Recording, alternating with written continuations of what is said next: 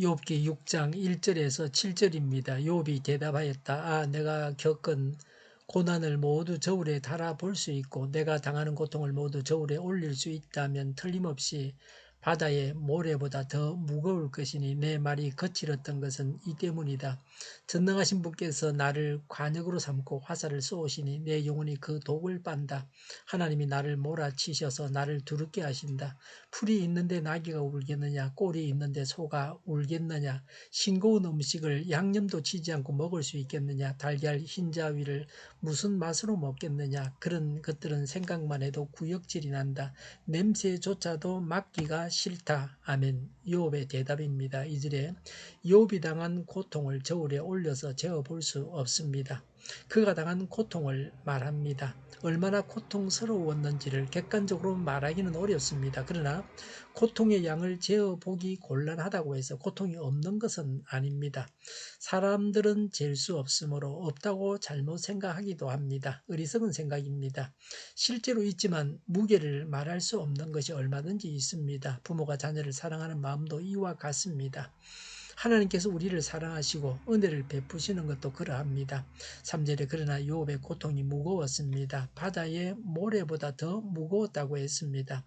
모래보다 무겁다고 하는 것은 청량할 수 없이 무겁다는 것입니다. 고난 당해본 자들은 욥의 심정을 압니다. 당해보았으니까 아는 것입니다.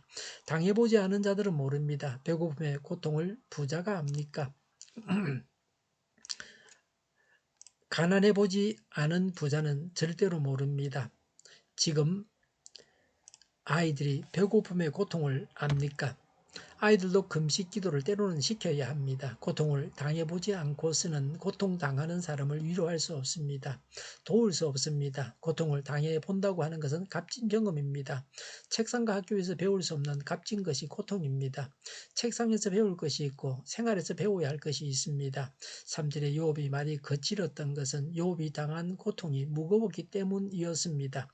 욥이 당한 재앙이 욥의 분노보다 훨씬 무거웠습니다. 엘리바스는 실상을 알지 못하면서 공허한 이론만 늘어놓으며 인과응보적인 변론만 주장했습니다. 이런 엘리바스에게 욥은 자기의 의로움을 이렇게 말하고 있습니다. 욥을 책망하기 전에 욥이 당한 고난을 파악해 보아야 한다고 주장했습니다. 4절에 전능하신 분께서 욥을 간역으로 삼고 화살을 쏘아서 욥의 영혼이 독을 빤다고 했습니다. 정치하는 사람들이 표적 수사를 한다고 합니다.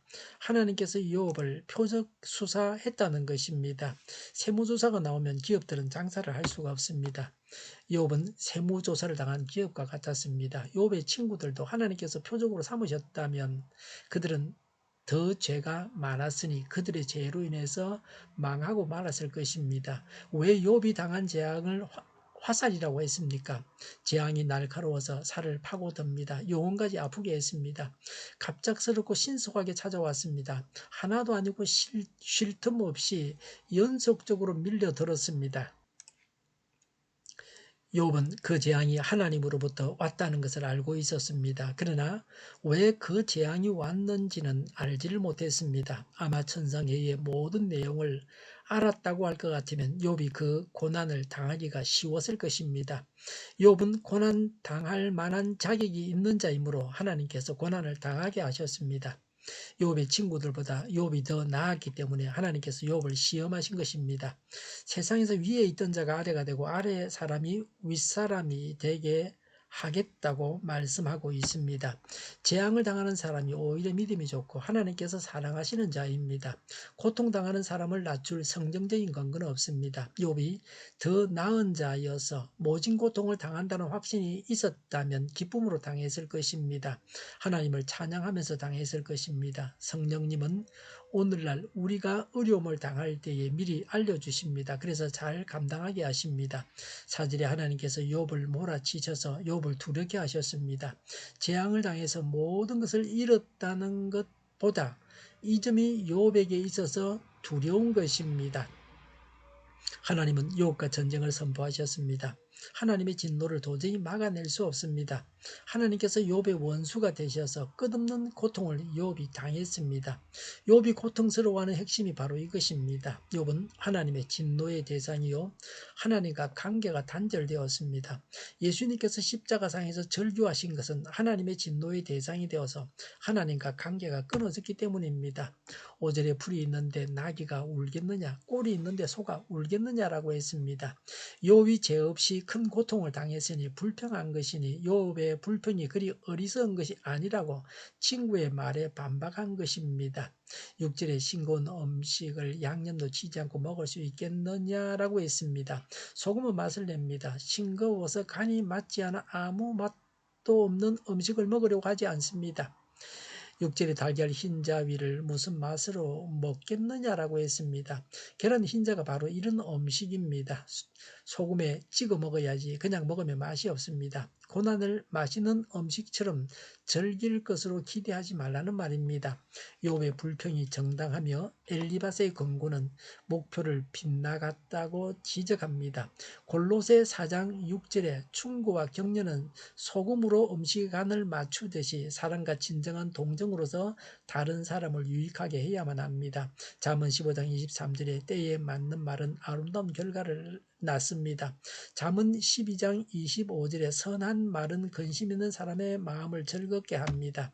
사랑이 없는 말은 아무리 맞는 말이라도 구역질나는 음식과 같습니다. 7절에 그런 것들은 생각만 해도 구역질이 난다. 냄새조차 맡기가 싫다고 했습니다.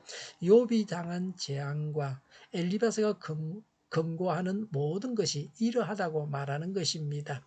고난을 당할 때 하나님께서 나를 인정하셔서 주신 것으로 알고 감사함으로 받아야 합니다. 고난 당하는 자들은 사랑하고 존중하면서 위로해야 합니다. 고난 당하는 자를 죄인 취급하면서 얕잡아보고 정죄해서는 안 됩니다. 심판하시고 정죄하실 분은 하나님이십니다. 우리가 남의 죄를 다 찾아내려고 해서는 안 됩니다. 기도하겠습니다. 고난 당할 때에 하나님께 감사하게 하옵소서. 고난 당하는 자들을 사랑하고 존중하게 하고 위로하게 하옵소서.